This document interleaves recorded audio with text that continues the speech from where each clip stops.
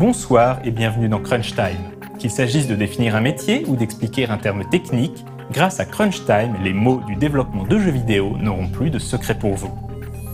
Un jeu vidéo, ce sont des milliers, voire des dizaines de milliers d'assets. Sprites, textures, interfaces, modèles 3D, animations, sons, voix numérisées, cinématiques, musique.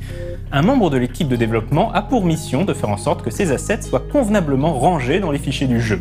C'est le Data Manager.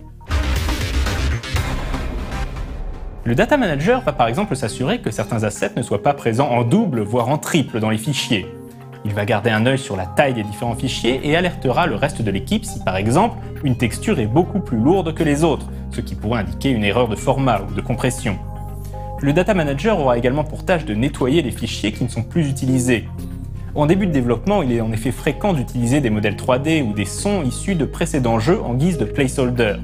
Le Data Manager devra faire en sorte que ces assets bouche-trou soient bien remplacés par les nouveaux assets durant le développement et que les vieilles versions soient retirées des fichiers du jeu, histoire de gagner un peu d'espace disque.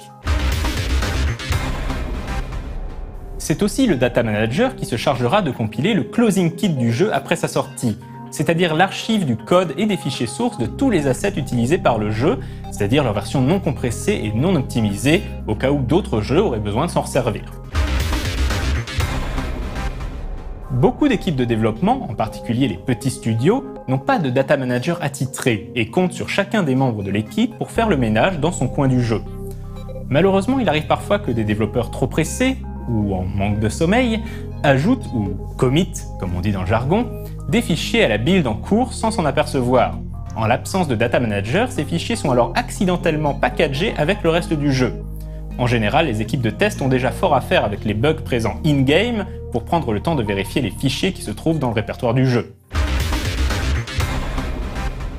Cela cause parfois des situations cocasses. Par exemple, il y a quelques années, un développeur avait accidentellement ajouté des vidéos porno de son disque dur dans la build d'un jeu. Vidéos que les utilisateurs avaient bien évidemment découvert en jetant un œil dans les fichiers contenus sur le disque. Voilà le genre de situation embarrassante qui ne serait pas arrivée si un data manager avait été présent.